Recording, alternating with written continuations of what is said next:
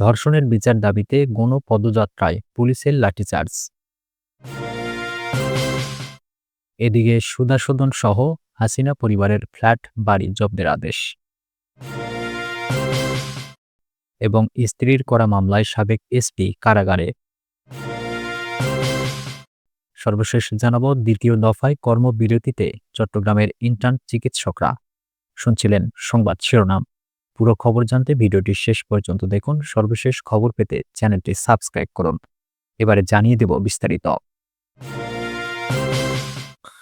ধর্ষণের বিচার দাবিতে গণপদযাত্রায় পুলিশের লাঠিচার্জ। ধর্ষণকাণ্ডের বিচার ও স্বরাষ্ট্র উপদেষ্টার পদত্যাগ চেয়ে প্রধান উপদেষ্টার কার্যালয় অভিমুখে গণপদযাত্রায় লাঠিচার্জ করেছে পুলিশ। এতে আন্দোলনকারীদের পাল্টাপাল্টি মারধরে রমনা থানার এসি সহ দুপক্ষের অন্তত ৮ জন আহত হয়েছেন। মঙ্গলবার বিকেলে রাজধানীর হোটেল ইন্টারকন্টিনেন্টাল মোড়ে এ ঘটনা ঘটে।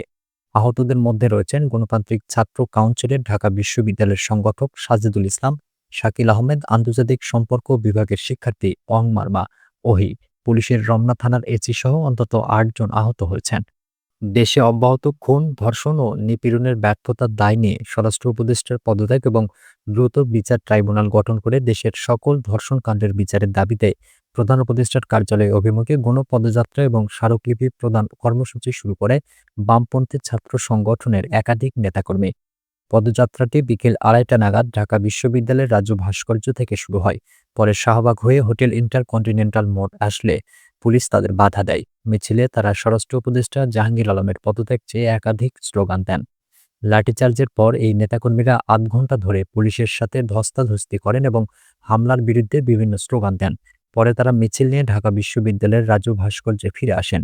লাঠিচার্জের পর ইন্টারকন্টিনেন্টাল মোড়ে দাঁড়িয়ে জাহাঙ্গীরনগর বিশ্ববিদ্যালয়ের শিক্ষার্থী অদিতা রায় বলেন, মিছিলের সামনের সারিতে নারীরা ছিল। এখানে স্বরাষ্ট্র উপদেষ্টা জাহাঙ্গীরের পুলিশ বাহিনী হামলা চালিয়েছে। রমজান মাসে আমাদের নারীদের পোশাক ছেঁড়া হয়েছে, লাঠিচার্জ করা হয়েছে। তিনি বলেন, আমরা স্বরাষ্ট্র উপদেষ্টার ব্যর্থ পুলিশের সাথে কোনো আপোষ করব না। এখন আর ক্ষমা চাওয়ার সুযোগ নেই। স্বরাষ্ট্র উপদেষ্টার পদত্যাগের দাবিতে গণ আন্দোলন গড়ে তোলা ছাড়া আমাদের আর কোনো পথ নেই। আমরা অনেক সময় দিয়েছি, আর সময় দেওয়ার সুযোগ নেই বলেও মন্তব্য করেছেন তিনি। সুধাসদন সহ হাসিনা পরিবারের ফ্ল্যাট বাড়ি জব্দের আদেশ। অভ্যুত্থানে ক্ষমতাচ্যুত সাবেক প্রধানমন্ত্রী শেখ হাসিনা তার ২ সন্তান সজীব ওয়াজেদ জয় ও মেয়ে সাইমা ওয়াজেদ পুতুল, বোন শেখ রেহানা, বোনের ২ সন্তান টিউলিপ সিদ্দিক ও রাদওয়ান মুজিব সিদ্দিক ববির নামে থাকা জমিসহ বাড়ি ও ফ্ল্যাট জব্দের আদেশ দিয়েছেন আদালত। দুদকের হিসাব অনুযায়ী এসব সম্পদের বাজার মূল্য ৮,85,25,৩২০ টাকা। দুদকের আবেদনের পরিপ্রেক্ষিতে মঙ্গলবার ঢাকা মহানগর সিনিয়র স্পেশাল জজ মোহাম্মদ জাকির হোসেন গালিব এ আদেশ দেন। সংস্থাটির জনসংযোগ কর্মকর্তা আক্তারুল ইসলাম এ তথ্য নিশ্চিত করেন। মঙ্গলবার দুদকের উপপরিচালক মনিরুল ইসলাম এসব সম্পদ জব্দের আবেদন করেন।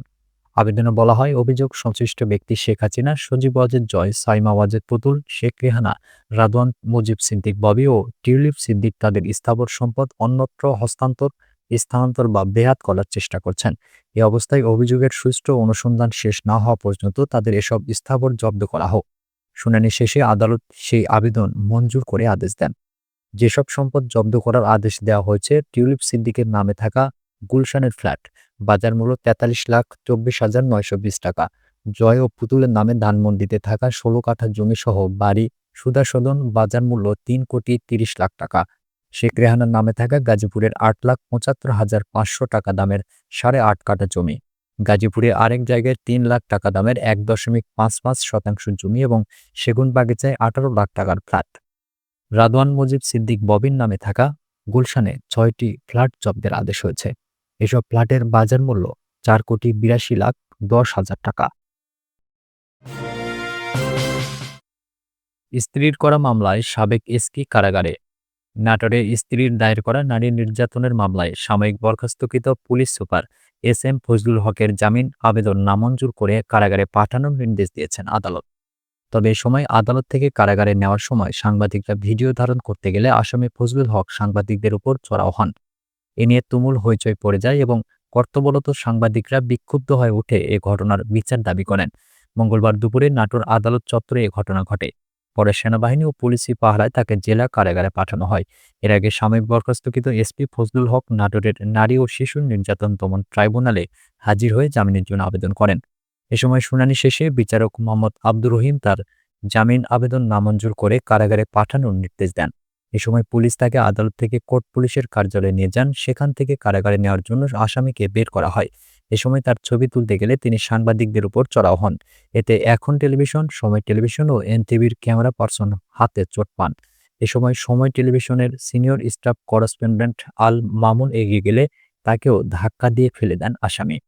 এ সময় কয়েকজন কোর্ট পুলিশ তাকে আটকানোর চেষ্টা করেন। দ্বিতীয় দফায় কর্মবিরতিতে চট্টগ্রামের ইন্টার্ন চিকিৎসকরা। এমবিবিএস ও বিডিএস ছাড়া অন্য কাউকে চিকিৎসকের স্বীকৃতি না দেওয়া সহ ৫ দাবিতে দ্বিতীয় দফায় কর্মবিরতি পালন করেছে চট্টগ্রাম মেডিকেল কলেজ হাসপাতালের ইন্টার্ন চিকিৎসকরা। একই সঙ্গে শিক্ষার্থীরাও ক্লাস বর্জন করেছে।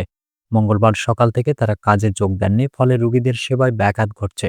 হাসপাতালের বিভিন্ন বিভাগের স্থায়ী চিকিৎসকদের সেবা দিতে হিমশিম খেতে হচ্ছে। এরপর মিছিল নিয়ে জেলা সিভিল সার্জনের কাছে ৫ দফা দাবি সংবলিত স্মারকলিপি দেন চিকিৎসক ও শিক্ষার্থীরা। এতে চট্টগ্রাম মেডিকেল কলেজ সহ বেসরকারি ৮ প্রতিষ্ঠানের শিক্ষার্থীরা অংশ নেন। চট্টগ্রাম মেডিকেল কলেজের পঞ্চম বর্ষের শিক্ষার্থী মোহাম্মদ সাকিব হোসেন বলেন, আমাদের যৌক্তিক দাবির প্রতি একমত পোষণ করেছেন সিভিল সার্জন। আগামীকাল হাইকোর্টে আমাদের দাবির উপর একটি রায় ঘোষণার কথা রয়েছে। রায়ের উপর ভিত্তি করে আমাদের পরবর্তী কর্মসূচি নির্ধারণ হবে। কেন্দ্রীয় সিদ্ধান্ত অনুযায়ী সারা দেশে এই আন্দোলন চলমান থাকবে। শিক্ষার্থীরা বলছেন, এতদিন আন্দোলন চলমান থাকার পরও যৌক্তিক দাবিগুলো পূরণে স্বাস্থ্য মন্ত্রণালয় থেকে দৃশ্যমান কোনো পদক্ষেপ গ্রহণ না করার প্রতিবাদে মানববন্ধন ও বিক্ষোভ মিছিল অনুষ্ঠিত হয়। ম্যাটস, ডিএমএফ সহ কেউ ডাক্তার লিখতে পারবে না। এছাড়া চিকিৎসকদের চাকরিতে বয়স ৩২ বছর থেকে বাড়াতে হবে। শিক্ষার্থীদের দাবি হলো, এমবিবিএস ও বিডিএস ছাড়া কেউ চিকিৎসক লিখতে পারবে না। বিএমডিসি নিবন্ধন শুধু এমবিবিএস ও বিডিএস ডিগ্রিধারীদের দিতে হবে। ২০১০ সাল থেকে সরকার ম্যাটসদের বিএমডিসি থেকে নিবন্ধন দেওয়া শুরু করেছে। এই ম্যাটসদের বিএমডিসি থেকে নিবন্ধন দেওয়া অবিলম্বে বন্ধ করতে হবে।